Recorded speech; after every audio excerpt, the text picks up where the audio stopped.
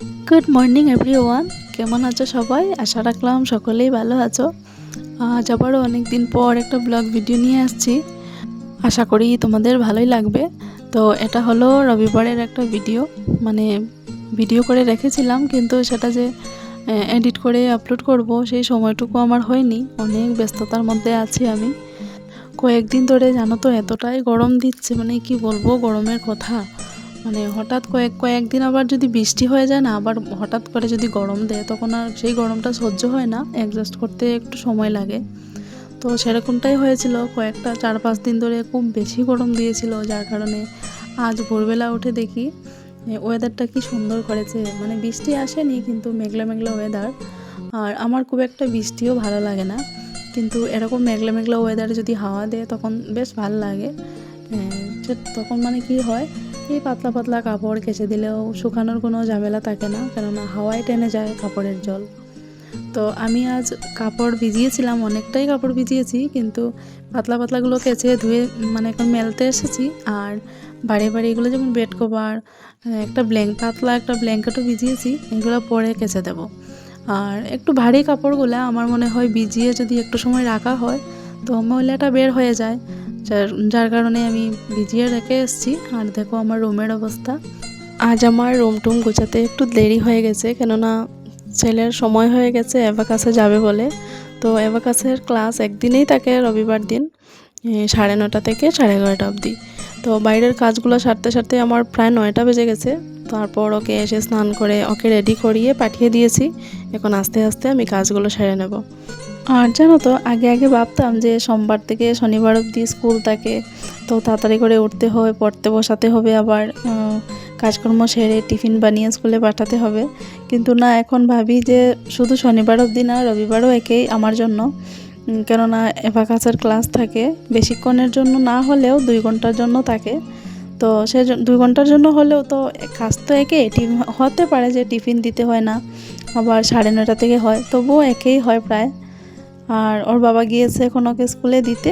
ওকে স্কুলে দিয়ে এসে ও আবার বাজার যাবে। তো আমাদের এখানে বাজার বসে এই রবিবার দিনে সকালবেলা বাজার বসে।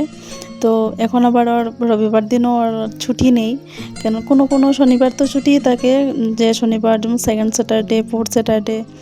আর সানডেতে তো ছুটিই নেই, কেননা ছেলেকে স্কুলে আনতে যেতে হবে, আবার দিতে যেতে হয়, এটা ডিউটি করতে হয়, আবার বাজার যেতে হবে আসার পর।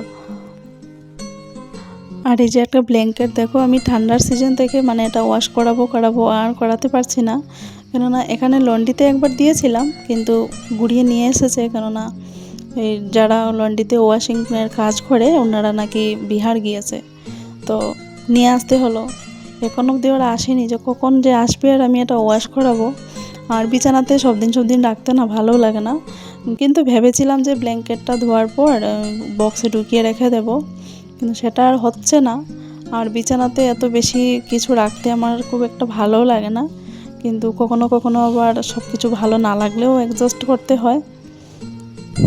আর দেখো এদিকে কাপড়গুলো আমি কাল বিকেলবেলা ধুয়েছিলাম, মানে কাচতে কাচতে একটু দেরি হয়ে গিয়েছিল, যেহেতু পাতলা কাপড় আমি আমাদের গ্যারেজের মধ্যে রশির মধ্যে মেলে মেলে রেখেছিলাম, কিন্তু এতটাই গরম দিয়েছে শুকিয়ে গেছে সবগুলা কাপড়।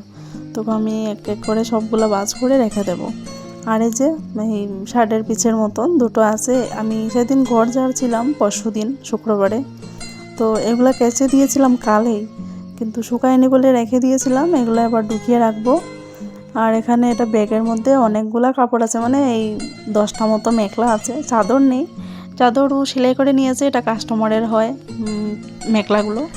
তো মেখলাগুলো সেলাই করার পর আমি দেখাবো কীরকম হয়েছে। কথা বলতে বলতে আমার বিছানা গোছানো কমপ্লিট, কাপড়ও গোছানো হয়ে গেছে, এবার এক এক করে ঝাড়ু করে নেব।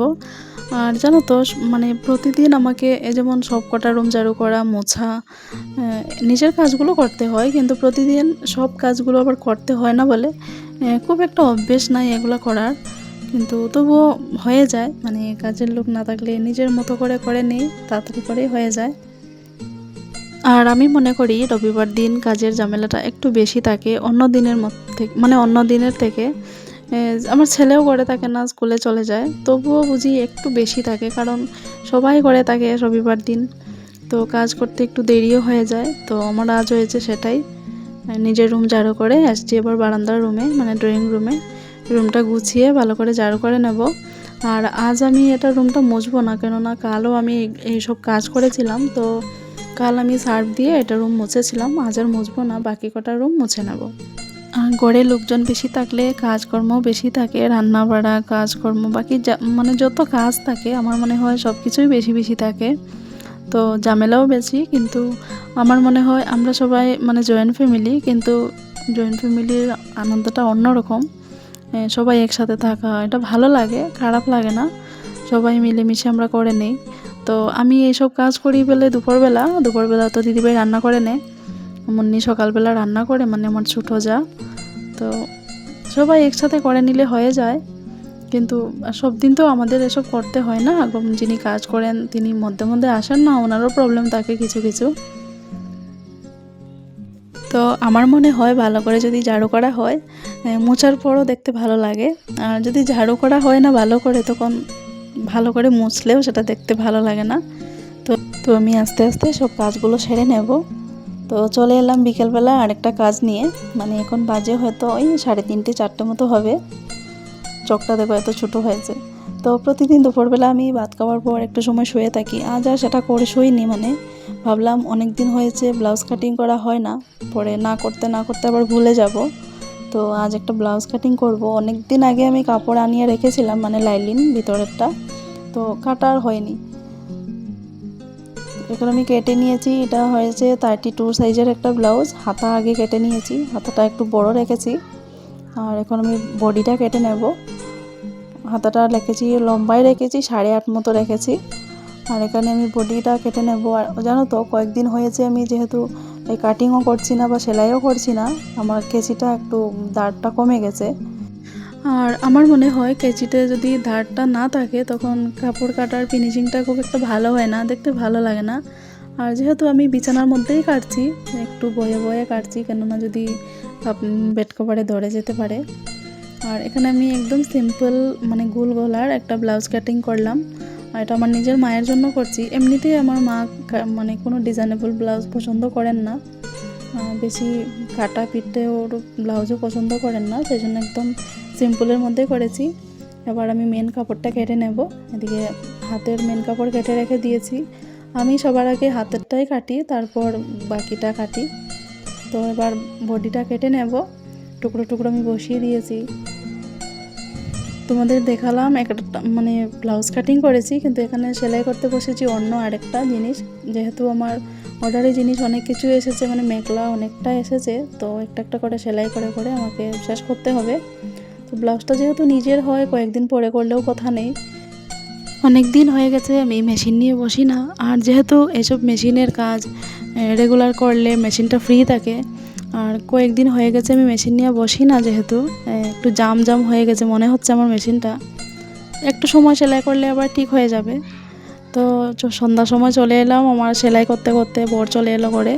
তো চা বানাতে চলে এসেছি, চা বানিয়ে আবার রান্নাতে চলে যাব। আর আজকে আর সেলাই করা হবে না, রাতের বেলা রান্না করব। এখানে বরবটি আলু দিয়ে ভাজা করব আর ডিম তরকারি বানাবো। তো আমরা যারা ঘরের কাজ করি, মানে সংসার সামলে বাচ্চা সামলে সব কিছু সামলে নিয়ে যদি সেলাই কাজ করতে হয়, তো সব কিছু সামলে নিয়ে তারপর আমাদের সেটা করতে হয়। তো এখানে ভাত বসিয়ে দিয়েছিলাম, ভাতের ফ্যানটা জড়ানোর সময় হয়ে গেছে, সেটা করে নেব। আর এদিকে আমি পেঁয়াজটা কুচো কুচো করে কেটে নিয়েছি, সেটা অমলেট করে তরকারি করব বলে। কেননা ডিমের ট্রেটা বের করে দেখলাম সবার জন্য কম হয়ে যাবে, কেন এখানে 8টা আছে দেখছি, আর আমাদের ঘরে লাগে 11টা। তো কম হবে বলে ভাবলাম এটা অমলেট করে তরকারি করে নেব। আর অনেক দিন হয়েছে যেহেতু আমি অমলেট করে তরকারি করি না। এখানে আমি পেঁয়াজগুলো কুচি কুচি করে কেটে রেখেছিলাম, এটার মধ্যে কুচি করে লঙ্কা দিয়ে দিয়েছি, বেশি দেইনি কেননা বাচ্চারাও খাবে। আর নুন দিয়েছি একটু, আর একটু হলুদ গুঁড়ো দিয়েছি, আর গোলমরিচের গুঁড়ো একটু দিলেও ভালো হয়। ডিমের একটা আস্তে গন্ধ সেটা দূর হয় আমার মনে হয়। তো আজ নেই বলে আমি দেইনি। আর আমার বর খুব একটা পছন্দ করে না গোলমরিচ, তাও আমি থাকলে একটু দিয়ে দেই, ও বুঝতে পারে না গন্ধটা খুব একটা, বেশি দিলে একটা উগ্র গন্ধ করে। তো আমি আবার ভালো করে মিশিয়ে নিয়েছি পেঁয়াজের মধ্যে নুন আর হলুদ দিয়ে। এবার এক এক করে ডিমগুলো ভেঙে ভেঙে দিয়ে দেব। আর আমি চাইলে ডাইরেক্ট পেঁয়াজের মধ্যে ডিমটা ভেঙে দিয়ে দিতে পারতাম, কিন্তু আমি দেইনি, কেননা যেহেতু আমি অনেকগুলো ডিম ভাঙছি। এরকম আগেও এরকম একটা কেস হয়েছিল আমার সাথে। ডাইরেক্ট পেঁয়াজের ওপর ডিম দিতে গিয়ে 4-5টা ডিম দেওয়ার পর হঠাৎ দেখি একটা ডিম নষ্ট। সবগুলাই আমাকে ফেলে দিতে হয়েছিল। তো সেই দিনের কথাটা মনে পড়ে যায় আজও, সেজন্য আমি সেই রিস্কটা নিতে চাইনি। এখানে আমি অমলেট 2-3টা করব, করে পিস পিস করে কেটে তরকারিতে দিয়ে দেব, কেননা আমাদের লোকজন বেশি। আর প্রথমেই আমি অমলেটের মধ্যে খুব একটা বেশি তেল ইউজ করিনি, কেননা কি হয়, অমলেটটা যখন তরকারিতে দেওয়া হয় তখন এই তেলটা বেশি ওঠে। আর জানো তো, এই যে 4-5টা ডিম আমি দিয়ে একসাথে উল্টাচ্ছি, আগে আমি একটা ডিমের অমলেটও উল্টাতে পারতাম না, কিন্তু সব কিছুর জন্য সময় পরিস্থিতি সব কিছু শিখিয়ে দেয় মানুষকে। আমাকেও পরিস্থিতি অনেক কিছু শিখিয়েছে, আশা করি আরও অনেক কিছু শেখাবে। তো কথা বলতে বলতে অনেক কথা বলে ফেললাম, আবার তরকারিটা বানিয়ে নেই। একদম সাধারণভাবে রান্না করব। প্রথমে গরম মশলা ফোড়নে দিয়েছি, তেজপাতা, শুকনো লঙ্কা দিয়েছি। পেঁয়াজ কুচিটা একটু লাল লাল হয়ে গেলে আলুটা দিয়ে দেব।